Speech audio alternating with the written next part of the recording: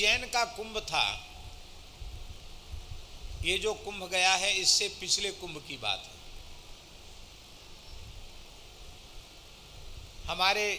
हमारा अब जो जैन का कुंभ होगा वो चौथा कुंभ होगा, ये तीसरे कुंभ की बात है।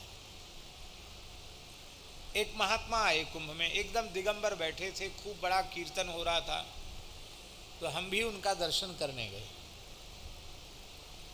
गर्मी को समय रहे ना, उस समय गर्मी के समय में बबूल के जंगल में ऐसी झोपड़ी और धूप पड़ रही, खूब गर्मी भयंकर। अब वो महात्मा मस्त, शरीर पर एक सूत का धागा तक नहीं, नंग धड़ंग एक महात्मा बैठे।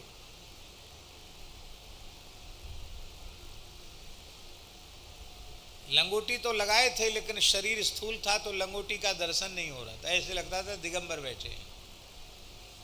और जनता वहां दर्शन के लिए जा रही थी तो जनता को तो उतनी दूर से दर्शन हो रहा था, और कोई महात्मा होते थे तो वो थोड़े आगे आ जाते थे। हम दर्शन करने गए तो पता नहीं उनके मन में क्या आया, उन्होंने इशारा करके हमको अपने भीतर बुला लिया।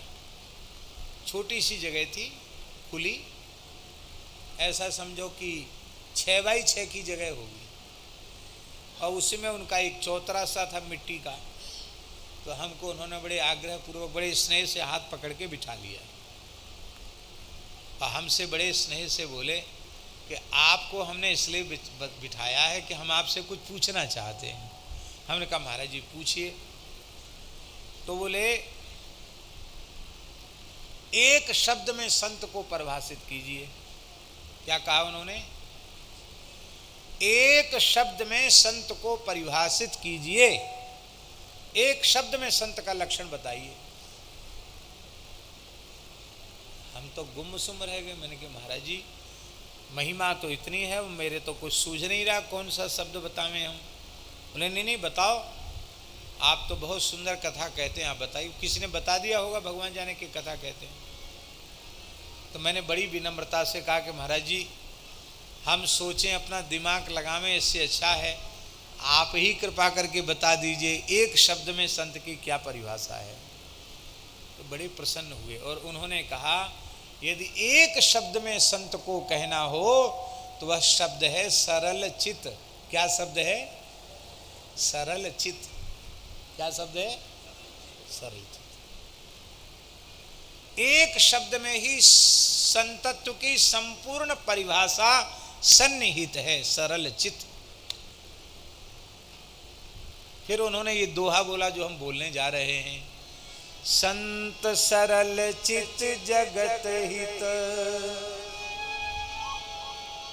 जानि स्वभाव सने, बाल विनय सुनि करि कृपा, राम चरण रति दे।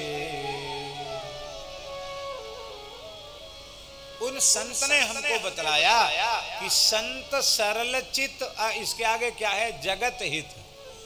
यदि संत सरल चित नहीं होगा तो जगत का हित हो ही नहीं सकता उसके द्वारा। और एक बात उन्होंने विशेष कही, उन्होंने कहा जगत हित तो दूसरे नंबर पे है, सरल चित नहीं होगा तो अपना कल्याण भी नहीं होगा।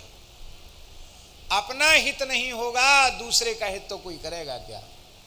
संत वही है जो सरल चित है, और जो सरल चित होगा उसके अपने कल्याण में संदेह नहीं, और उस संत के संपर्क में जो आ जाएगा, सरल चित संत के संपर्क में आ जाएगा, उस जीव के कल्याण में संदेह नहीं है। सरल चित, सरलता बड़ी ऊंची चीज है।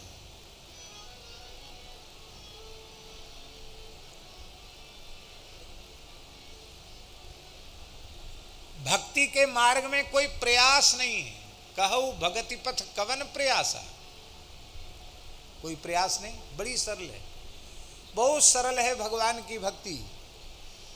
पर कठिनाई क्या है भगवान की भक्ति में? कठिनाई यही है कि सरल चित होना कठिन है।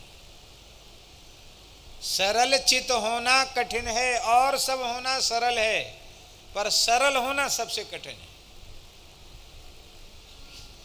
सरल होना बहुत कठिन। सरल,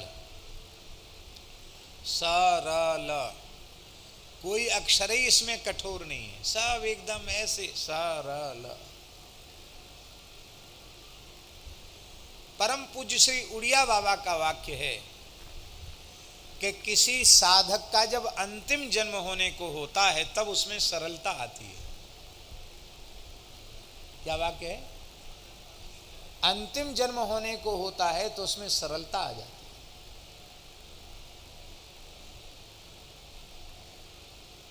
ठाकुर श्री रामकृष्ण परमहंस देव जी का भी एक वचन है कि जो सर्वथा सरल चित हो उसका अंतिम जन्म समझना चाहिए। ये वाक्य है ना ठाकुर रामकृष्ण परमहंस देव जी का, जो सर्वथा सरल चित हो उसका अंतिम जन्म समझना चाहिए। समझे मतलब? मतलब यही है कि हमारी चतुराई ही हमारा कल्याण नहीं होने दे रही। हमारे कल्याण में कोई बाधा नहीं है। मन क्रम वचन छाड़ चतुराई, भजत कृपा करी है रघुराई। ये चतुराई जो है, ठाकुर जी से चतुराई, गुरु जी से चतुराई, संतों से चतुराई, दुनिया से तो चतुराई करते ही हैं, सबसे चतुराई खेलते हैं। और लोग कहेंगे कि सीधे साधे का जमाना नहीं, क्योंकि सीधे साधों को लोग ठग लेते हैं। चतुराई से संसार में रहना चाहिए, सीधे साधे का जमाना नहीं। पर हमारी ये बात समझ में नहीं आती।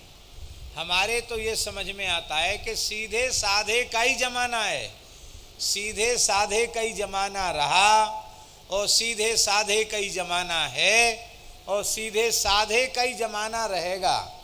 चतुर चालाकों का पहले भी कुछ नहीं हुआ, सब उल्टा पलटा उनके द्वारा होता रहा। आज भी वो इधर ही उधर भटक रहे हैं, अपनी चतुराई के चक्कर में पड़े और दुख पा रहे हैं, और आगे भी वे ऐसे ही भटकते रहेंगे।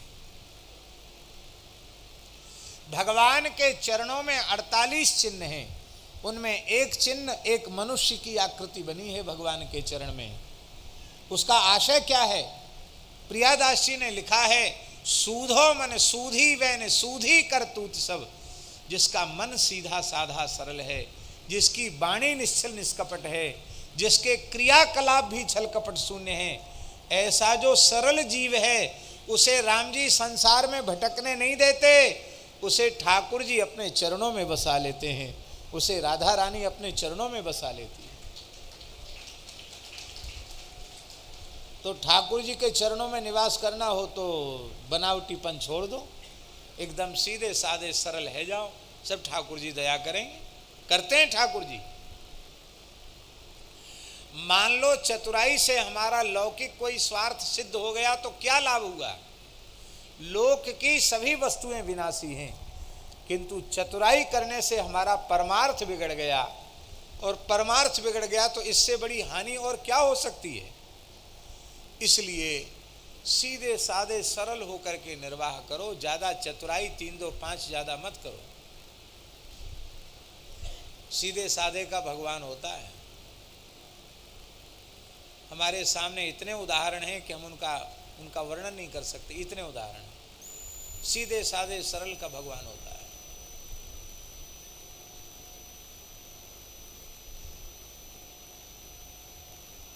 अनेक उदाहरण। सरल हो जाओ। सरलता की परिभाषा क्या है?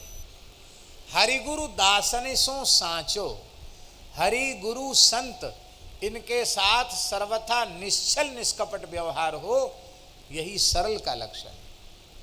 न ठाकुर जी से छल कपट करे, न संतों से करे, न गुरु जी से करे।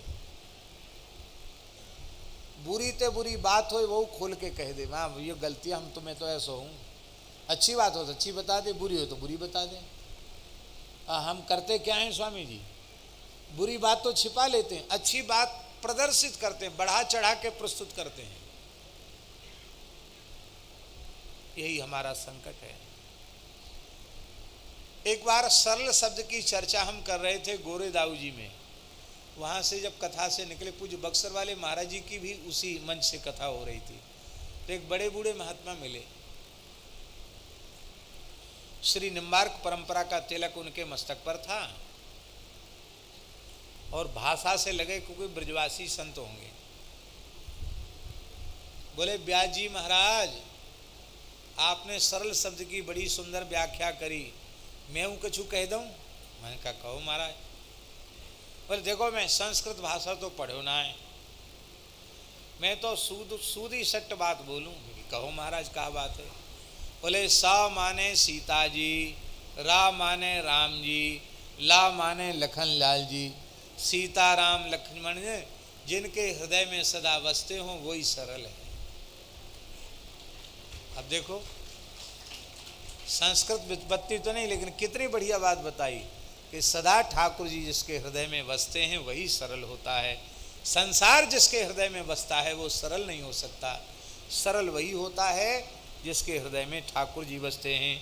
तो संत सरल चित जगत हित, जानि स्वभाव स्नेह।